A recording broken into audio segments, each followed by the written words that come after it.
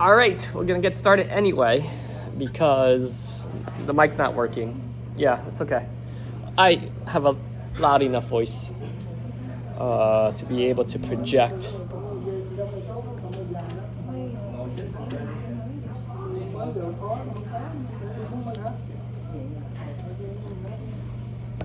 Oh, shoot. No, trễ rồi. Mà tại cái... Yeah, okay. All right, take a seat. We gotta get started. All right, so the title of this lecture is called Moderation and Praxis. So, I start off with this question. And actually, we should actually get into the meditation piece because it's good practice anyway. So I'll invite you to close your eyes and get started breathing so that we can ground ourselves into the room. Breathe in through your nose deeply and hold it at the top. And whenever you're ready, let it out gently through your mouth. Feel your body relaxing as you breathe out. Feel the gravity pull. Let your body sink into the ground. And then breathe in again. Visualizing the air go up your brain. Holding it, then breathing out again.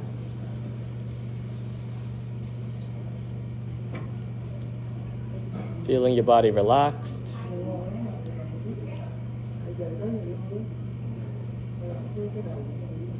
And finally, keep on breathing on your own normally. Just remember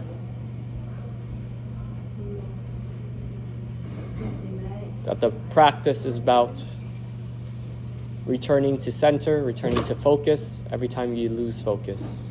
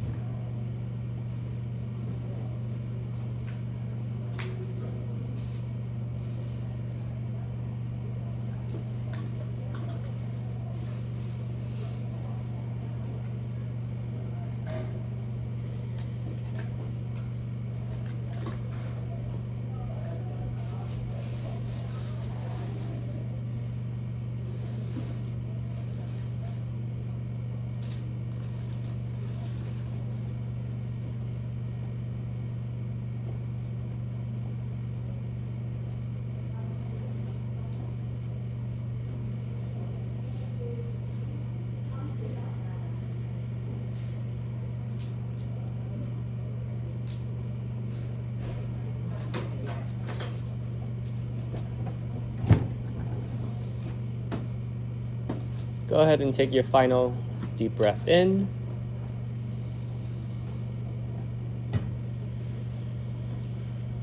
And let it out gently, releasing everything, just being in the moment. And whenever you're ready, feel free to open your eyes and join us in this room. All right. That was less than 5 minutes, but it's okay. So, I had this question, right? Which I still have, which is, when I was growing up, I always wondered this question, which is, why is it so easy to get sucked into the dark side? You ever wonder that? Has that thought ever crossed your mind at all? Usually in like movies, stories, and anime, there's always like this like seduction that it promises, right? And it seems like, the good people fall into the dark side too, right? And we see it play out in society too, right? Where people just like, they get sucked into this like whirlpool of like fame, fortune, drugs, alcohol, gambling, addiction, adultery, partying, all these things, right? And, it looks fun at first. And, if we're on the outside looking in, it seems like we're missing out on the thrills of everything that these people are experiencing, right? But, as it turns out, it's always like toxic and poisonous in the end, right? And then the people on the outside looking in, they're somehow better off, right? In the long run. But in the moment, it's very hard, right? And so, there's this idea that I want to pass on, which is that extremism is easy, but moderation is hard. The question is, why isn't it the other way around? Right? Why is it so much harder to stay in the middle than it is to be sucked to one side or the other side, right? I don't know if you guys like follow politics, That's how it is with politics, right? You have the left and the right, and oftentimes the people who are on the extreme end of the left side or the right side are the loudest voices, right? And they suck everybody in. And then the voices that are in the center are usually very quiet, right? And so, that's an interesting question worth exploring, right? And it seeks to answer the question of like, why is it that people are so easily sucked into the dark side, right? And so, if you look back to even like evolutionary times, right? Like caveman times, way back then, we lived in like tribes, right? Hunters and gatherers, you had to live in tribes. And so we are programmed, right, to seek belongingness. Because think about, if you were an outcast in the tribe, what would happen? If you were an outcast, you would die, right? Everybody functioned as a unit. You had to belong. If you didn't belong, they kicked you out, and therefore you died. And then you couldn't pass your genes on, to the next generation. So those I wouldn't say weirdos, but those outcasts just died. So they never understood the programming of belongingness, right? But therein actually lies the problem to some extent, which is our need for belongingness, our need to fit in is what the extremism plays on, right? And it gives them that ability to pull us off center. Because it says, look, this is our position. If you don't believe in it, you're out of the group. All of a sudden, that pressure comes, and you're like, wait a minute, I want to belong, right? And that's what peer pressure is. Why do you think people get sucked into like drugs to begin with? It's the peer pressure. It's like, hey, you want to be cool like us? Here's a vape. Here's some beer, Here's all these things that they invite you to. And if you say no, guess what happens? You don't belong, right? So it's kind of interesting how usually, like, this is why we fall victim to the dark side, to the extremism, right? And I think about it like a mountaintop, right? Now, we think about a mountaintop as obviously like this, right? Vertical. But if you look at it from an aerial view, it's a giant circle, right? And in the center, the center is the center, but where does the center lie on the aerial view of a mountain? It lies at the very top, right? You want to get to the peak of a mountain. That's literally, you're trying to get to the center of the mountain from the aerial view, right? And so, if you want to get to the center, it's much harder than getting to the outside. Because getting to the center involves climbing, right? You have to work your way towards the center. Whereas Let's just say you're working your way and you trip and fall. Guess where you slide? You slide to the outskirts, to the outside of the circle, right? So, what does this analogy relate to Buddhism? This is precisely what Buddhism is, right? It's the process of becoming more centered. It's it's obviously the cultivation piece, but it's how do you learn how to be more detached from things, especially things that pull you down, that pull you away from the center, because that's what the effects of society is doing, is trying to constantly pull you. And you need to be very disciplined to stay the course, to walk towards the center and to get to the top, right?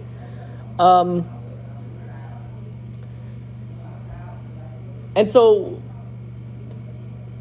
this entire process of doing allows us to relinquish our attachments. Now, I have a little analogy. I've used it before, but I think it's quite applicable to this topic, which is the analogy of visiting tourist hotspots, right? Whenever you travel, and even in New York City, the tourist hotspots would be like Times Square or something, right? But I'm talking about other countries or other cities. When you travel, there's always going to be like a center area, a city center. And when you go there, usually the experience is there's lots of nice, cute little cafes and or restaurants. And usually those people are like, come, here's our menu. Come, right? They're trying to pull you. So there's a lot of pressure that's building, right? And guess what happens to a lot of tourists? They fall victim to the pressure, right? Buy this. Here's this jewelry. Here's this food. Here's blah, blah, blah, blah, blah, right? And they're being so bombarded by all these people that they succumb, right? Now, it's hard to say no, A. It's uncomfortable. And there's a certain pressure that you feel, right? But now, and that analogy is true to real life too. And the real life example is all your friends saying something. All your friends and family expecting something of you. That's like a certain type of pressure, right? Now the question is this, and I'll take it back to the tourist analogy, right? Especially, I experience this with my wife and kids all the time, where we travel, they're like, come. And in one instance, we feel that pressure. But in another instance, we instantly don't feel that pressure. And here's the instance. We just ate at a restaurant. And now we're walking through the marketplace. And all these people are saying, come, eat with us. Do they have any power over us? Not really. How could I possibly eat if I'm already full? Right?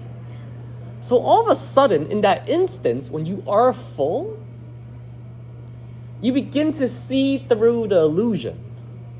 There is no pressure, right? And you don't have to apologize for anything to some extent. Because you're already full. How does that apply to real life? In Buddhism, right, and in real life, when you learn to be more centered and formulate independent opinions, right, no one thing, person, or event can truly pull you in.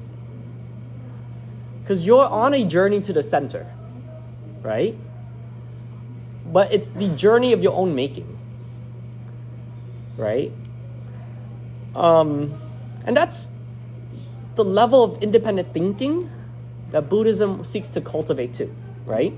This is why part of it says, challenge everything you hear, see, and do, right? But you want moderation too. Sometimes, and this is a good thing too, this is a good, the dialectical battle between teenagers, young kids, young adults, and parents. Did you guys know, side tangent, hormonally, something's happening where it makes you disconnect with your relationship with your family and being more connected with your friends. This is why when you guys enter that stage of being a teenager and hormones are raging, it's actually quite natural for you to be rebellious, right? It's quite natural. And I heard this quote, which is great, which is saying, it's not always about being right and wrong. It's about who is ahead, who sees deeper into the future. Because sometimes we frame decisions as, oh, this is the right decision to make, this is the wrong decision to make. But it's not necessarily the case. I want to think about an example. Okay, let's think about an example of a kid who plays video games, right? And the parents are like, nope, you have to study, right? In that moment, what does the kid feel? I want to play video games. My parents want me to study. They're wrong. I'm right, right? I deserve some free time, right? But when you ask the question of not who's right and who's wrong, but who's ahead, who's looking into the future, then it's the parents, right? And so it's about divorcing ourselves from sometimes false framework as well, okay?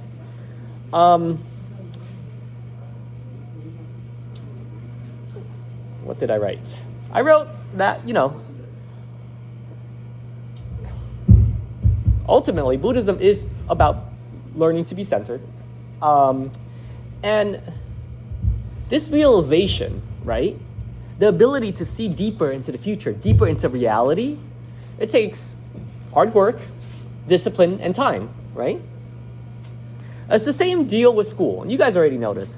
You want to be successful in school, guess what you have to do? You have to study long hours and sacrifice something, right? You want success at your job? Guess what? You got to put in some long hours, right? You want some money?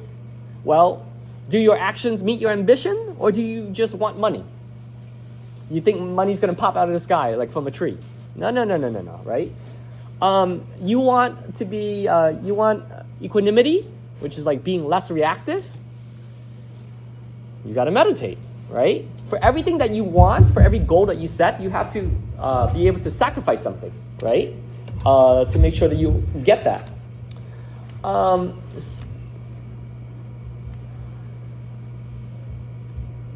And so here's I guess another side tangent to this idea, which is getting to the center, right? Obviously implies climbing the mountain. It's a long journey. It takes a lifetime to get to the center, okay? And this is what Buddhism is. It's a life's work, right? And it's the journey of a contender. And a contender, by the way, is, I don't know, if you think about boxing, right? I don't know if you guys know boxing. But there's always a champion. And there's always the number one contender. The number one contender is everybody else who's fighting for that spot to challenge the champion, right? And the thing is, everybody wants to be a champion in something, but nobody wants to be the contender to challenge the champion. I love this distinction, right? Because implicit in wanting to become a contender is basically saying, oh, I want to be that person who puts in all this work to earn the spot to be able to challenge the champion, right? And I find that to be such, people forget that. People forget that the end goal is not important at all. I mean, it is important. You need to have a goal. You need to have a destination. But attaining it is of no relevance whatsoever. Because who you become along the way on that journey is everything, okay?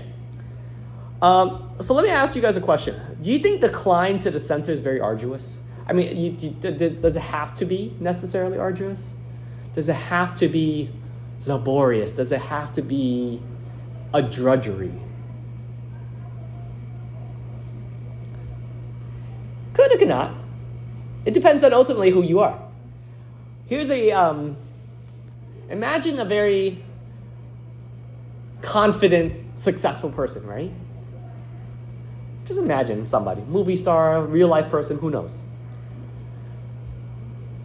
What's the qualities that make them confident, that makes them you're like, wow, I wish I were them type of deal, right? There's 3 criteria. And these things, to some extent, is part and parcel with what Buddhism is, but maybe it could be a stretch, right? Here's the first criteria. Person is truly confident when they know who they are. Huh. True or not true? Probably true, though, right? If you know who you are, you're quite confident. That's A. Number 2, it's a person who has a destination in life. Doesn't that make that person quite confident? As they move about life, they're like, I know what I'm working towards. I know what I'm striving for. Yeah, for sure. And the last thing that makes a confident person is that person is having fun getting there. They know who they are, right? They know where they're going, and they're having fun getting there. So, the climb to the center does not necessarily have to be arduous. I mean, it's gonna be hard, but there's something joyful about the challenge of it all, right? Think about it as like 2 people having to go to the gym, right? There's a person who shows up to the gym but hates going to the gym, stomps their foot every time they have to go to the gym. And then there's the person who's like, oh my God, I can't wait for the gym at the end of the day. Woo, right? They get there in the end, and they're going to get, to some extent, the same results, right? They'll be fit. But one person's going to have a better time, right? But I think the person who have a higher frustration tolerance is the person who's going to learn more, right? And frustration is the sign of growth. When you learn to sit with your frustration and your boredom or whatever else it is, that's when you truly grow, right? So let me see. Oh, okay, here's the last thing. No, there's a couple more pages. Sorry.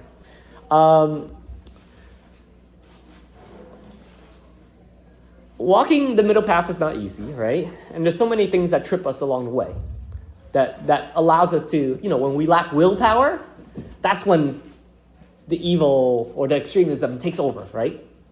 That's why if you constantly show up here, you're constantly reminded of to some extent what to do and how to move, right?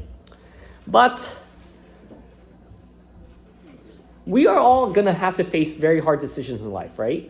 We have to make decisions that are right or decisions that are easy, right? And again, it's not about what's right and wrong, it's about what's ahead, right? And I'll give you an example of my little kid some time ago, right? He was 2 years old, right? So he's responsible enough to get candy, right? So he gets these M&Ms, right? From the drawer. They're these round, they're called lentilki. They're big fat, right? These little round M&Ms. And one day, we caught him taking 2 pieces when we told him just take 1 piece. And so we asked him, did you take 2 pieces? And he's like, yeah. And we said, you're going to put the second piece back, right? And he's like, yeah. He nods his head. He eats 1 piece. He puts the second piece back. And then he started to cry. Right? Why? Because he had to make the right choice, but it was not the easy choice. Right? And this is answering the initial question I had at the beginning, which is, why in the world is the dark side and extremism so seductive? And why do so many people fall to it? Because it's always the shortcut to something. It's always the easy way to something, right? Gambling is a shortcut to getting rich, right? Drugs is a shortcut to feeling really good without accomplishing anything, right? There's so many things that explain why people fall to the dark side. Or like extremism, because your voices get heard without actually having to put in the work, right? It's a shortcut. And so, I don't know if you guys ever read Harry Potter, but, there's a quote from Dumbledore that says, there comes a time between choosing what is easy and what is right. And that idea has always struck me, right? Let's see what else. By the way, Buddhism doesn't have a claim to goodness and what is right. I hope you guys understand that, right? That's for you guys to determine yourself. All I'm saying is that it's like, there's no silver bullet within Buddhism. You don't just say, oh, I'm a Buddhist today, and then you get all your wishes, all your fortunes come true, right? No. Merit and karma says, hey, put in the time and effort like a bank, and whatever you put in, you'll get out, okay?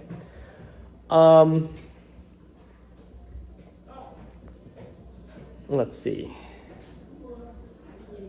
Okay, so that's pretty much it.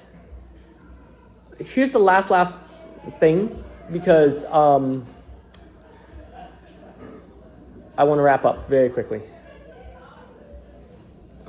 The title of this is Moderation and Praxis, right?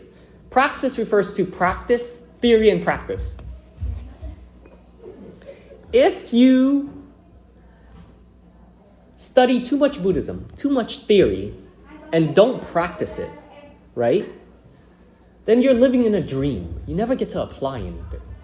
But if you don't study Buddhism and don't understand why things are the way they are, right? That's too much practice and not enough theory. What happens is you're living to some extent in a nightmare. You're on autopilot. You go about your day without knowing, truly stepping back, right? And so